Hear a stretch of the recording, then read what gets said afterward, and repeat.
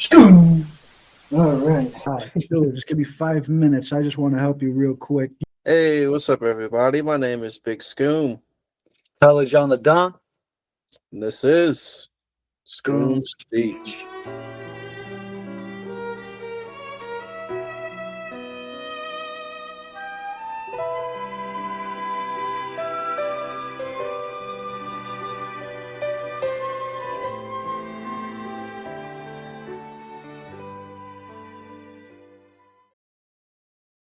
Can acceptance exist without approval?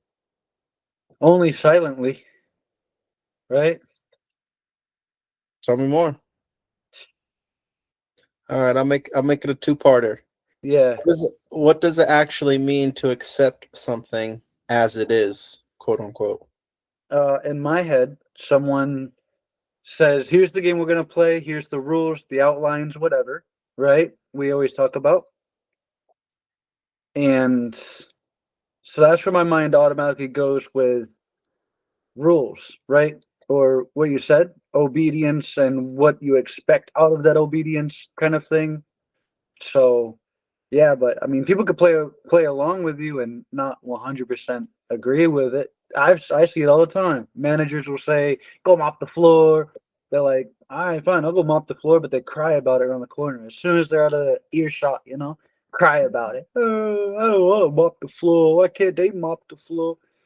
So yeah, yeah, you'll definitely be obedient and follow the rule or the law, whatever, and participate, right? Even though the whoever is in charge doesn't know that you have a problem with it, or they could assume that you do. They probably assume that you don't have a problem with it, right? That's probably how managers are. Lead blind and just, oh, as long as they're doing what I say, then everything's kosher, right? As long as this objective is covered, then I'm good. So yeah, I It's, think my answer to your question either way is still yeah. it's crazy, like even just thinking about acceptance and people accepting things like together. Like in some sense it's like impossible. In some sense it's like how could two strangers accept things together? Do you get what I mean by that? Kind of. Break it What's down like a little bit more. I think I'm catching your drift, but well it's like we always talk about perspective. Like if everyone's got their own perspectives, it's like weird that like we just be like, all right, yeah, my crazy perspective, your crazy perspective, their crazy perspective, but yeah, we'll just all accept it as this one thing together. Like I bet you a lot of that is probably just us doing that, like, I don't know, just to do it or not to fight or have conflict. Like, I don't accept that, but like, all right, well, I'll accept it. Who cares? yes, I agree with you. Yep, I agree with that 100%. So, yeah, you're silently just folding and you're like, "Man, I don't want to go along with whatever the current president of the time or whoever's in charge of whatever, right?" It's like I don't even agree with what half this person says, but everybody my neighbors do and my friends all right with it, so I'll be all right with it too, right? No sense for a revolution or anything like that. We're all just okay with it. It's funny that, like, we would all, well, like, sometimes that happens, right? We'll all just accept it, whatever, just to accept it. But if one of us were to come out and say that we don't accept it, then that wouldn't be accepted. Like, I don't know, you know what I mean? Yeah, that's interesting, but no, I think it's so diverse these days that one person might not accept it, but dude, if you tell enough people that you don't accept something, you'll find a circle of people that agree with you like-mindedly as well. Yeah, I don't accept it either, but we're not gonna do anything about it. That's the problem, is where we know we don't accept it, and there's a large amount of us that don't, but we're not gonna take it any further. We're just gonna cry about it. Go to the bar, cry about it. Freaking go home, cry about it. Your girl hears all about it or whatever, but nothing ever changes, and nothing happens. So that frustrates me. That annoys me a lot.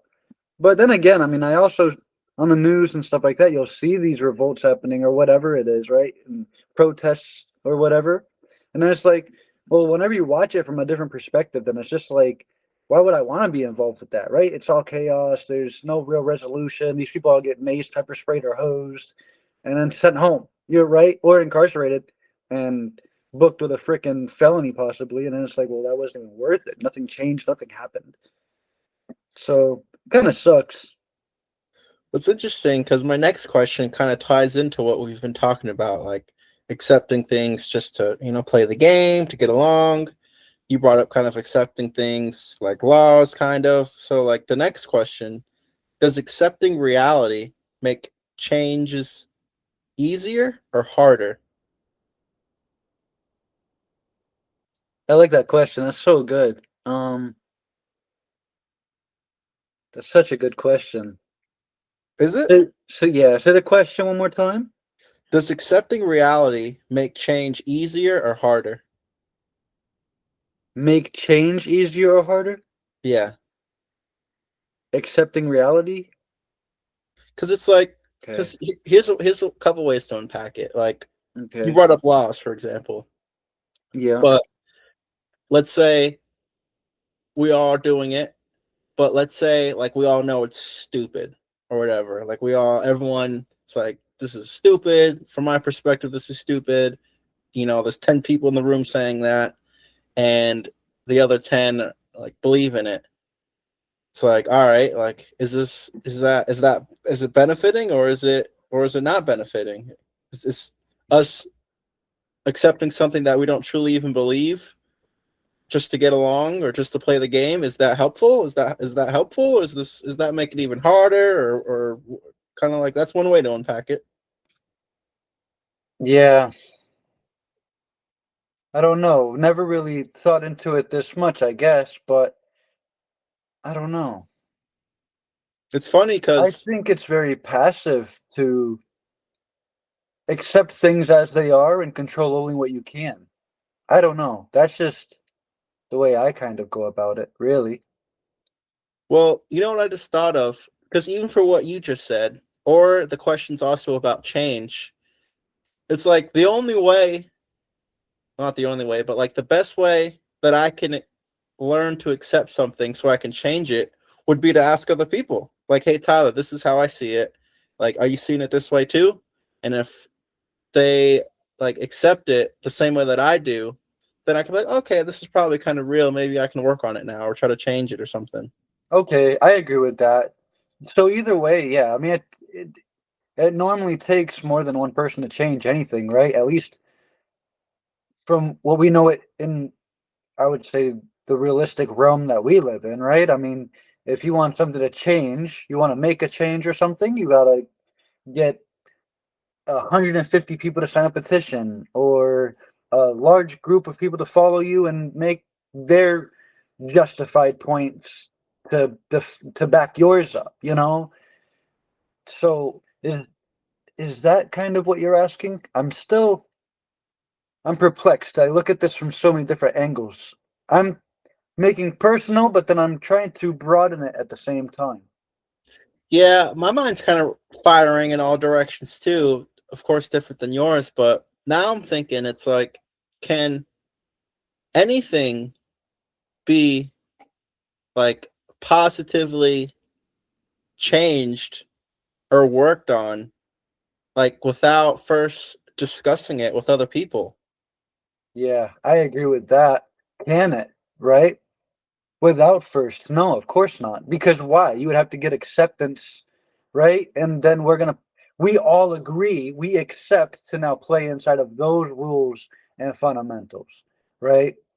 So no, you can't. I mean, as much as people, even myself, claim lone wolf and all this, like, well, you can't really do that in a large group, right? And then be a lone wolf, which is why I do claim that, because I don't need a large group of people to follow me into the woods so I go get eaten by a bear. It doesn't. I don't care. So, but yeah, no, you need a big group to play a game that actually is going to mean something. Yeah, you need a big following.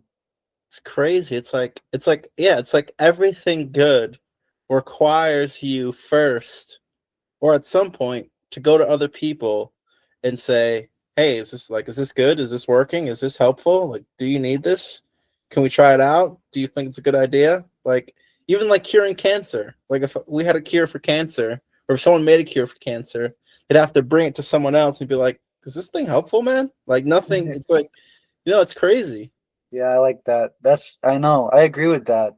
And what's weird too is while we're discussing this, in my head, it's just repeating over and over. This is why it's important to have your own children, right? This is why it's important. This is why it's important because if you really truly believe that what you're trying to accomplish is good or beneficial or helpful to someone else, you're gonna instill that helpfulness into your child, right? And teach them that way. I mean, it's just so different. But yeah, there's so many different things I could say here. But that's why it's important to have your own kids because you don't need to get a bunch of other adults to now agree with you. If you have 7 kids of your own, one day they're gonna be 18, right? And at the age of 18 in America, you're an adult, federal law. So boom, now you have 7 adults that already agree with you, right? And if you have been for 18 years displaying how to work these things, how to help others, how to be helpful, how to be useful, things like this, then it's just going to go down into them. And that's just why it's important to have kids. It's funny because I thought you were going to bring that somewhere else because I'm like kind of coming to this realization that nothing can be good without the use or help or whatever of other people. So I thought you were going to be like, yeah, and that's proven in kids because you can't really have a kid on your own. It requires someone else. And obviously we all think just having like kids or having kids is a good thing. And so it's like metaphysically everything good requires another person. That's crazy to think. Yeah, yep, that's a full circle right there on your behalf. And I hit everything on the inside of the circle and you brought it to full circle. Yeah, now it's like blowing my mind because it's like you need someone else. Well, you at least need one other person to call it good for it to truly be good. Yep, I Like I agree. can't do At something good. least one other person. Yeah, that's crazy. Like we can't do something good and call it good. We at least need one other person to be like, you know what? Yeah, that is good. Oh yeah, this is helpful or this is beneficial, right? And then it's like, yeah, it has to be somebody because why? From yourself, is it too subjective?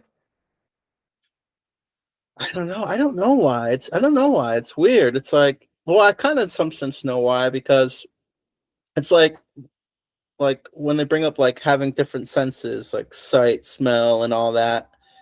It's like, oh, because if you just see it, it could be an illusion, or if you just hear it, it could be, one sense could be an illusion. But if like all senses can smell it, touch it, and taste it, then it's like, oh, cool, this thing might be real now. So maybe it's like that. It's like, all right, well, if multiple people are calling it good, then it's like, all right, well, it's not an illusion, right? My mind, it's not playing tricks on me. This thing maybe really is good.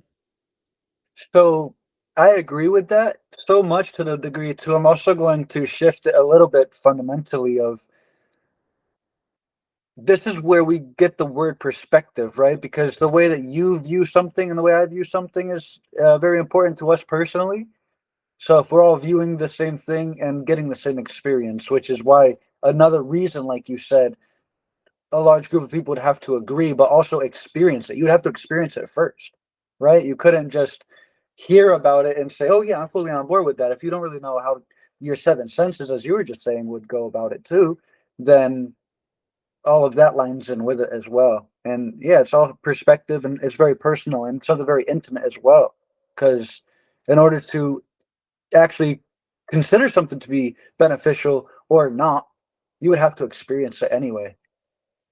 It's funny because now, and I've been saying this so much more lately, but it's like all roads lead to religion. All intellectual thought and conversation eventually leads to religion. And here's how this one does. Because in order, like how we need to get other people to agree that something's good, they have to already have an established whatever morality or values of what good is, right? Sure. And obviously, at least today, majority, if not all of that, comes from religion. Okay. Like, Okay. like if we had no religion, for example, or no unifying religion, but you needed other people to call what you brought forth to them good, like what kind of value structure or principles would they be using to judge whether it was good or not? Like that's Exactly. like everything comes back to religion, man. It's crazy. Right. It is the easiest way because, well, what's described inside of religion, um, at least at least some religions, I could say, is the way to live and how to treat others. Right? Because not every religion talks about passing peace and stuff like this. Right? So some religions, I agree, they would be talking about passing peace and how to treat others. And I've also come to the conclusion personally that it isn't so much about how you want to be treated, how to treat others. People are going to treat you as they see fit no matter what. So you kind of got to treat them as you see fit as well. It's not so much because you can go around and pull your heart out for everybody, expecting them to pour their heart back into you. Don't expect that, buddy. I got two things to say. Yeah. One is like a lot of talk now is that like the Bible and stuff and religion is like descriptive and not like prescriptive. So it's not so much saying how things should be, but it was more of describing of how things were. So that's interesting. Okay, good. But the other question I have for you, and I've probably asked this to you a bunch of times, what I heard this from a book. It's like don't treat people the way they want, treat people the way they need. And that could be taken a lot of different ways. How do you take that quote now? Right? We're always learning and growing more. How do you take that quote now? Because it's easy to take it negatively. Oh, you think it's easy to take a negative? That's interesting. I think that might have been the quote that I was thinking of. Treat people how they need. And no, I don't take it negatively. I think it means people need what? And we understand one thing, right? If you're ever stagnant in life, you're not learning. And if you're ever not learning, you're not growing. Or maybe you could flip those if you want to. But either way, one does back up the other, right? So treat them how they need is they need to learn. Everybody needs to learn. We need to learn from every experience as much as possible, even if we aren't thinking in individual moments of our day. Why did this happen this way, and how could it have gone different, or something, right? And we also agree with people being involved in this like situations, right? You have to experience something in order to make a change.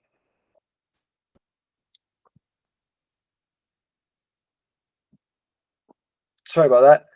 Well, you have to both experience the same things in order to agree upon them or make a change if needed, right? So that's why it's important to spend your days with people that observe you and help you grow and learn, right? Because honest criticism is a big thing. And I think that's how people need. I think that's what they need. I think people need honest criticism and they need to think more. They need to be more cognitive, if you will. You think criticism's a good thing? I think criticism is a great thing. I take all criticism all the time with as a grain of salt and something I can focus on. I think criticism is the best thing, and it should be something that we all accept with open arms. You're never gonna grow unless if someone, puts a freaking nail in your back. Nice. All right, I got one more question. You want to fire yours off real quick? Where do you want me to go?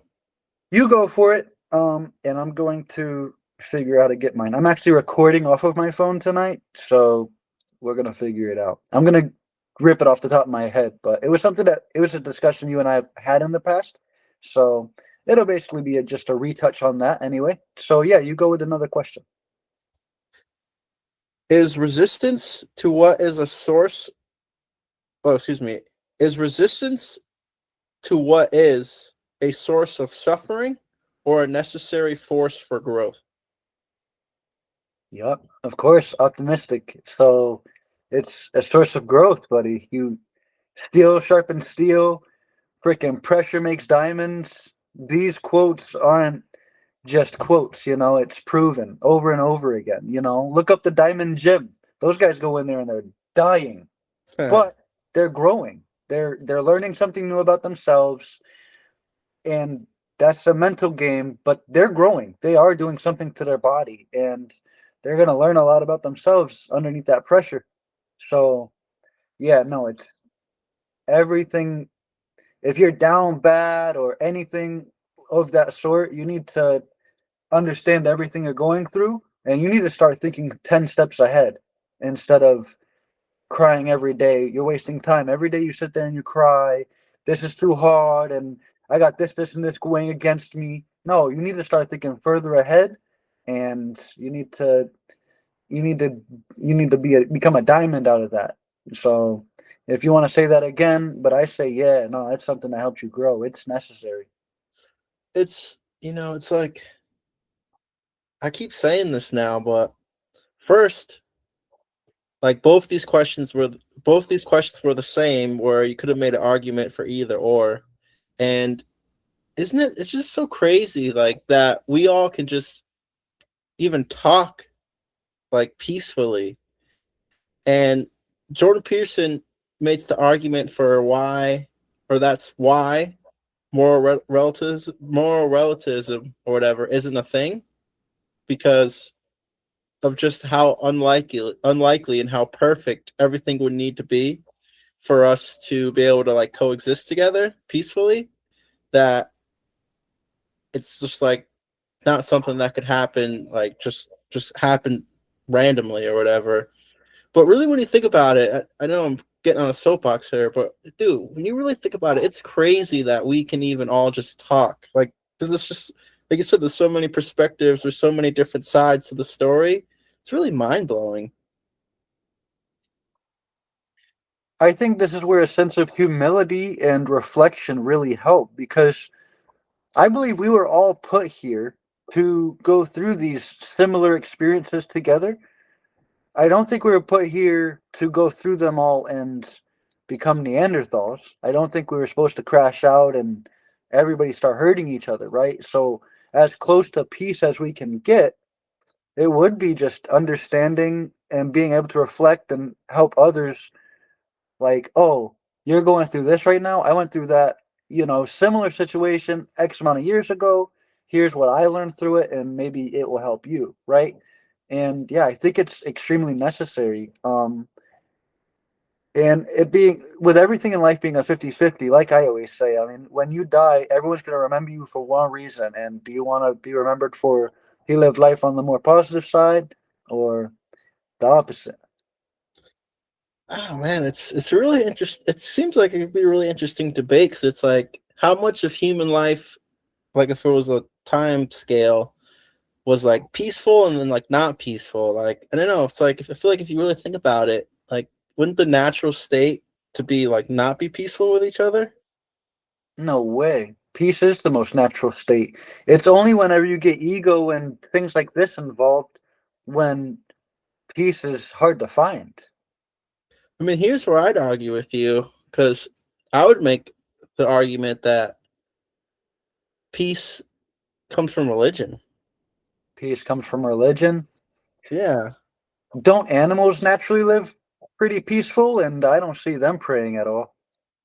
I guess that's a good point, but even that's a little bit different, because I I mean, mean, it is a good point, because now it's a good point, and it isn't, because it's like, well, how would we define religion, right? That's because maybe you can make the argument that animals do have a religion, right? Depends on how you define religion. they do say all dogs go to heaven, so I don't know what that means. They don't have, I don't know, right? I agree with you. Like, I don't know. I don't think our, because that's where the cognitive conversation comes in as well. It's like, well, so animals don't feel pain, but they yelp if you step on their toe, right? Kind of thing. So then it's like, oh, we're smarter than them just because we can talk and communicate like this and think, right? So I don't know. I think we discredit animals. I think animals are very peaceful, personally. I really do. And I don't know if religion has to do with that or anything, but they're not going to kill 30 deer. A pack of wolves won't kill 30 deer and collect them all at their hut or whatever they call it, right? Their cave or whatever, right? And they're only going to eat when they're hungry, right? So they're only going to attack when they're hungry. They're not overusing, they're not wasteful or anything like that. So I think that's why it's the most pure state. That's why I do believe they live in peace. They're not gluttonous. They don't, you know, I don't know. There's a lot of things that, but then again, we start to equate it all a certain way, and then we back it up with religion, like without knowing what religion is. What is gluttony? What does that word mean on its own without religious base? Well, Jordan Peterson, when he talks about like Adam and Eve story, because what the animals are missing in this is like the self-consciousness, or like, you know, like knowing that they like self-consciousness, not in the sense Yep. like in the sense of like knowing like I'm an animal or what I am. So it's like, since we know ourselves very intimately, Right. like Jordan Peterson says when he's going through Adam and Eve, he's like, that's when man discovered like evil, because he's like, all right, well, if I know what would hurt me, I know what would hurt you, Okay. and I know how to inflict that on you, because like I said, I know who I am, I know what I am, so I know, hey, if I freaking start doing this to you, you're gonna feel pain. So, that's that could be why animals don't like can't like whatever they can't cognitively lock into that type of frame of like, oh yeah, I can just start killing deer for fun now. Like, I'm an animal and I have teeth and I can just start ripping them to shreds merely because it'll hurt them, because Right. they don't know what they are, who they are. So that's like kind of a difference in it. I agree. Less of a violent sense of that. That's why we wear clothes and they don't. Kind of sense as well. They don't know they're naked, right? Adam and Eve didn't know they were naked, right? And then they were ashamed, right? They were like, "Oh my gosh!" And they were grabbing leaves or whatever they could, right? So I agree with that as well. Yeah, no, there's a lot of things that separate us from animals. We're not. I think animals are basically that's what you would consider a Neanderthal, right? I mean, they're as close to caveman, not being a human, obviously, that we could get as far as just the way they think and operate. They don't know, like, they don't know why they have shelter. They just know it's wet outside, so I have to get underneath of someplace dry. They just know that. They don't know why. Comfort it's a thing, but it's just survival. They only know and understand surviving, and that's it. So yeah, no, there's so many different lines between them and us, of course. But can you go back to your original question? Because I do feel like we went far off topic with my point I was trying to make about the animals. Is resistance to what is a source of suffering or a necessary force for growth? Oh yeah, no, that I definitely still agree with. Yep, I remember answering that. Yes. So Yep. All yeah, right, that's all I got. Your turn. My laptop's on 8% too, so go gotcha. for it. Yeah, I'm just gonna make it super brief. We talked a few episodes ago about Carl Jung and the difference of a symbol and a sign. Symbols have facet layers, and a sign is something direct. And Okay. I don't know if that's something that we came to a conclusion on in the past episode, but I'm gonna re-chop it up because I remember that's the last place we really talked about it at all. But yeah, McDonald's logo. Whenever you see the golden arches, you think directly of McDonald's. But as far as people know, I don't know the pentagram, or there's another name for the symbol itself. But basically, the pentagram we know as a satanic symbol can also mean other things as well. So it's multifaceted kind of thing, and a cross could also mean different things as well. And it isn't always so direct. It kind of needs a storyline, right? It needs context. That symbol needs context. Like depending on where you see it, you can even tell who made it or who put it there based off of location and appearance. I actually really like this high level frame. Now, I have a challenge for you. Of course. Map this new frame of yours, this new insight Jeez. of signs and symbols onto, is what I said in the last episode, because I think the only symbol that exists is religion. Okay. I think everything else is a sign. Now go. Yep, I agree with that. Oh, Absolutely. Yep. Close the book. Bah, I do agree you with that. agree? Yeah, of course. Everything else is a sign developed by a man. Well, aren't all symbols made by man too? So I don't know, cause dude, I don't know. I mean, if a sign is Because just how would a symbol come from the divine unless if it's like mapped out in the stars, right? Like I don't know. Everything else was just I don't know, man. if a But symbol, I don't know. Hold on, because hold on, was it Da Vinci? And he had the symbol that we now know as the chakras, right? With the outline of the human and two different. There's a name for that symbol, but I'm not that well versed. Okay, I'm not gonna hold you, but It's like the Peruvian man, something man. okay, I'll take your word for it. I'm Nah, not it's even not gonna. that. It's something else though. Yeah. But keep going. You're a lot braver than me, my boy. I don't know. So there was that, right? And I don't know.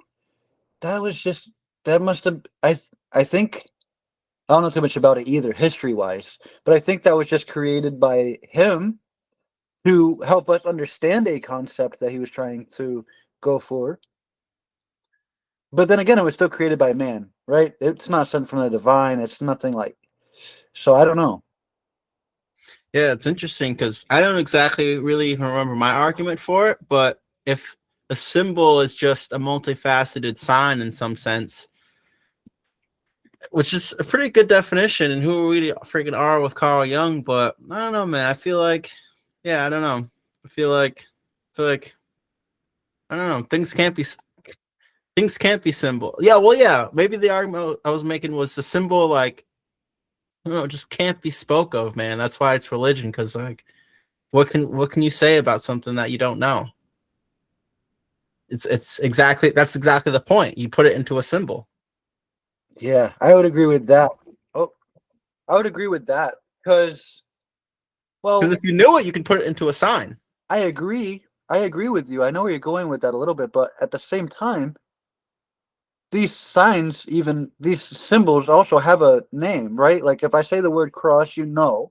If I say the word Star of David, we know what that looks like in our head, right? So kind of this. Well, I'd argue those are all signs. That's a sign Yeah. versus a symbol. I mean, in my argument that I'm kind of making now again, or kind of new, is like what I was saying. If it can't be talked about, like what can we say about God? I agree. Nothing. There is no symbol, there's no sign.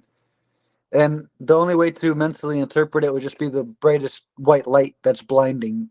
That's what as I've heard. Yeah.